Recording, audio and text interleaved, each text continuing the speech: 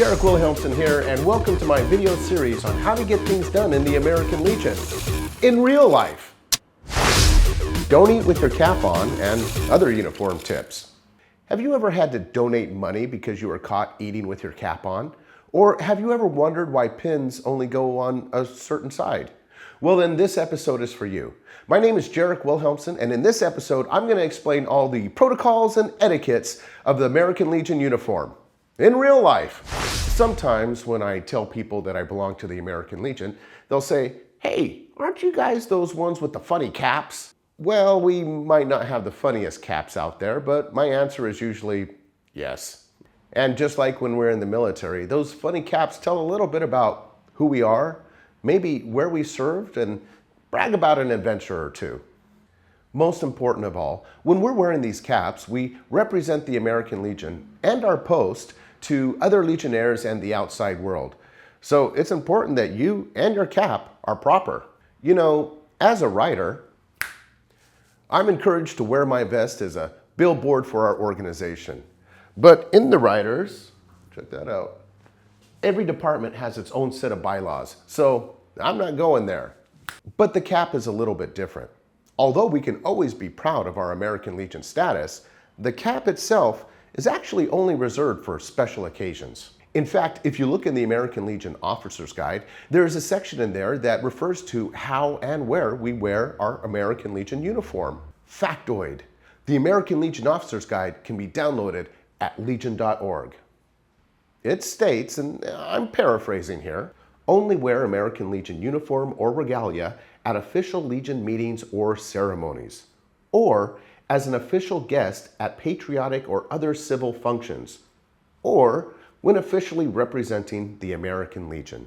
If you're like Joe Schmo just hanging out at the beach or Linda going over to the coffee shop, that's probably not the best situation to wear your Legion cap. And this is actually very important. The American Legion is a non-partisan organization. Do not wear your American Legion uniform, especially your cap, at a political event. And since you're considered in uniform while you're wearing your cap, it only makes sense that you wouldn't wear your cap while eating. We didn't do it in the chow hall, and we're not going to do it here.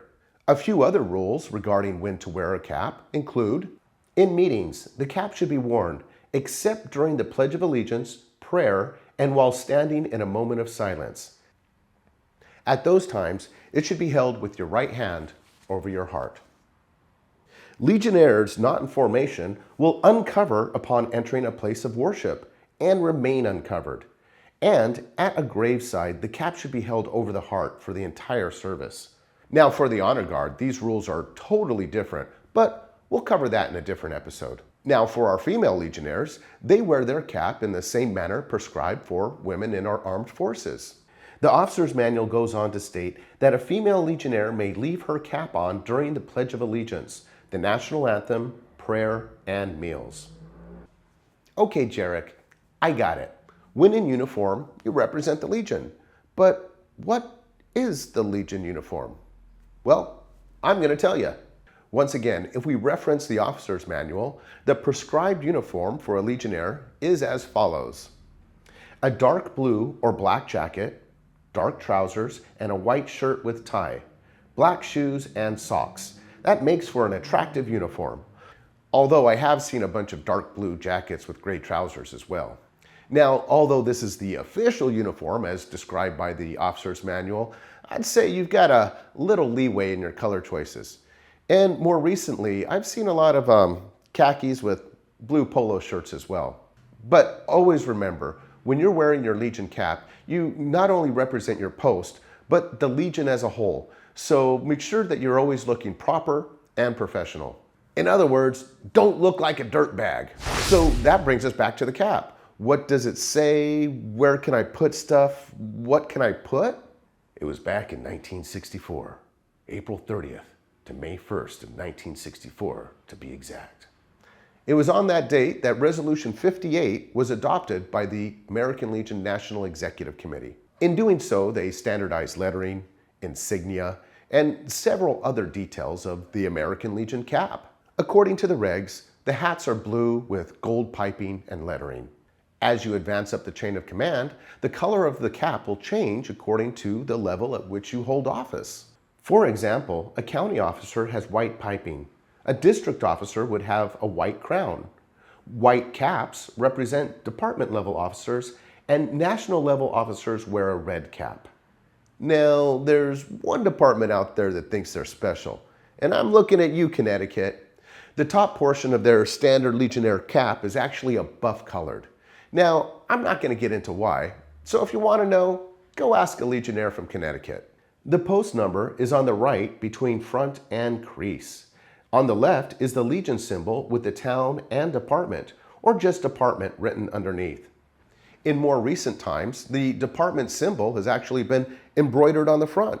In California, it's the golden bear.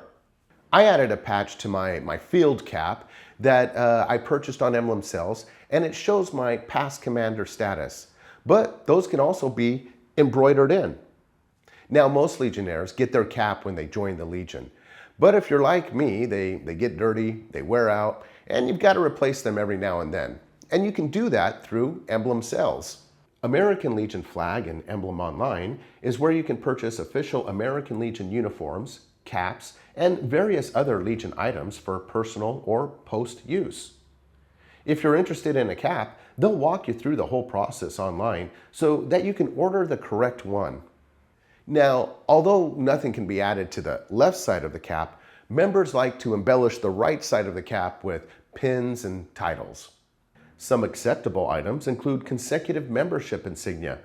You can also have membership stars and/or decorations that are authorized by the American Legion or military service. No fraternal or civil insignia can be worn on the cap. So what that means is, let's say you're a Mason or a police officer, those symbols or badges would not be appropriate on a Legion cap. Also, no names or nicknames. You'll have to save that for your rider's vest. So there you go, Legionnaires, the lowdown and regulations on how to wear the American Legion uniform, and most importantly, the cap. Signing off, I'm Jarek Wilhelmsen.